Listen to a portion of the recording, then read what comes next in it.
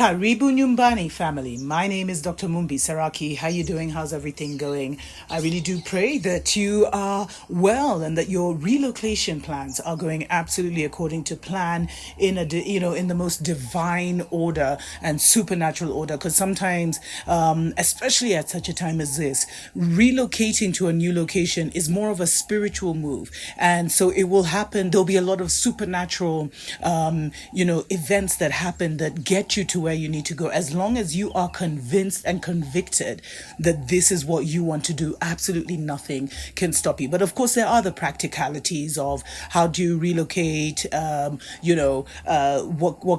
should you be expecting, how do you earn money, how do you survive, where do you live, etc., etc. And that's what this channel hopes to help you with, by also including, trying to give you links, tips as an African who has lived both in the diaspora and in Africa, who had to relocate after I had lived in different countries for about 11 years, and how the relocation process was for me. I seriously felt like a foreigner. But of course, one of the biggest considerations is how do you relocate to Africa legally? And, there's many, I'm going to give you a little tip, guys. There is one way to do it. And this is something that a lot of people, Mzungus, Asians, have been using to go to different countries and stay, because there are basically three or four ways that you can live in a country legally. And it is important to live in a country legally, because if you don't, they can, and they find you. Like if you overstay your visa, they can fine you. Tanzania fines about $600. I think Kenya, you have to pay for your ticket back. So there's different penalties in each country. Some countries won't allow you to come back for a stipulated period of time. This is basically what Africans have been dealing with when trying to go to Europe, but now in the reverse. So you can either relocate to Africa by employment, by getting a job here, and then that would give you a resident permit. You can do it by foreign direct investment, by basically the golden visa process, which I've done a video on, where you invest in a country and different countries have different rules.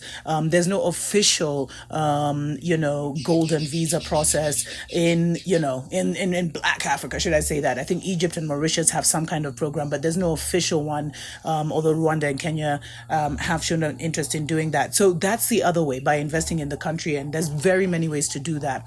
The other way, which a lot of my brothers have been doing, is by marrying a citizen.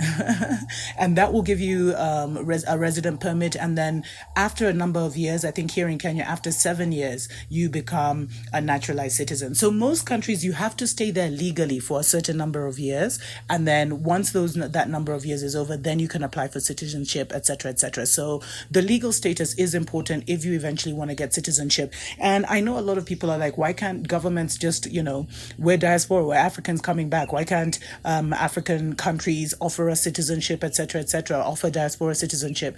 Beloveds, Babylon is running Africa right now through their puppet presidents. So there's nothing that's going to be made, available to our descendants, our widely dispersed populations. We have to now use the tactics that have been used by all kinds of different citizens to get to Africa, to get to Europe, to get to the divided states. So yeah, you can marry someone, but the easiest way, beloveds, is to register for a university or a language class, because that will give you a couple of years to kind of sort yourself out. You'll be legally there. The only thing is you'll actually have to attend classes, but you'll be legally in the country. And depending on the program you apply for, you can apply for languages like a Swahili program or something like that. And that maybe the program is about a year and you can renew it, or 2 years, etc., etc. You can apply for a university program, especially if you're moving to an English-speaking country. Kenya has really good universities, even US universities in Kenya. Of course, they're not cheap. The local universities are much cheaper, but we've even seen Muzungus doing that, where, you register for a couple of courses, and through that you get legal status to be in Kenya, to come and go in as you please. So that might be one way to think about doing it, beloveds, as you're getting if you need to leave in a hurry, Africa moves at a totally different pace. And I think that's one of the things that you'll recognize when you move here. It moves much, much slower.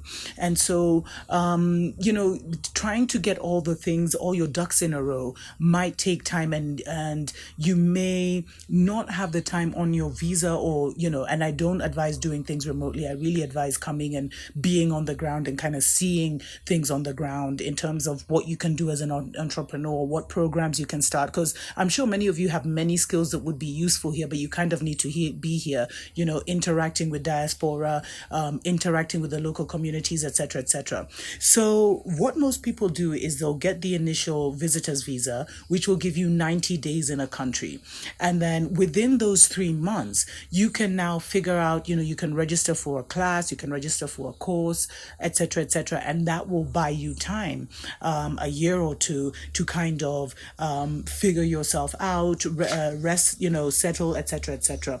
I highly recommend, beloveds, especially if you're moving here as a family, that this might be one way to send a scout. Because I keep saying, instead of everyone moving here at once, it might not even be financially feasible. And instead of delaying the plans to move because you're trying to get everyone out of there at the same time, it may be advisable to send a young family, the people with young children. They should be, the first, I would say, or anyone who's single, to kind of come and be a scout. They could register for Kiswahili classes, for example, if they're in East Africa. And then as they're doing that, that would buy them a year or two. And then as they're doing that, they can now figure out the ways and means and get the rest of the family, over here. And that's how the Indians do it. That's how the Lebanese do it. That's how the Chinese do it, And so we have to start thinking like that. And, I know that we have the right, this is our inheritance. So we have the right to question, why aren't the African governments giving us residence permits, giving us special visas, etc., etc. It's happening, but it's a slow process, beloveds. It's a very slow process. And so I highly recommend that maybe you consider doing, just registering for a language course. It would benefit you as well with the local languages, or registering for a class. And it's really, through the university vibe, or the whatever educational thing you choose, it's really, really, it's a good way to kind of interact and integrate with the community. The other way, beloveds, is volunteering.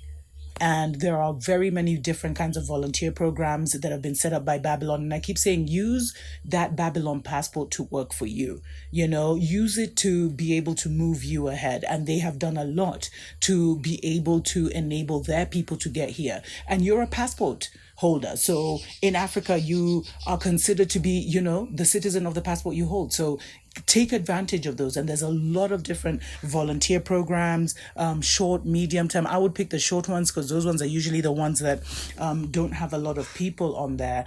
And through this, you can find a way to come to Africa and be legally here. Let me know if you have any questions around this topic. Until next time, tuko pamoja.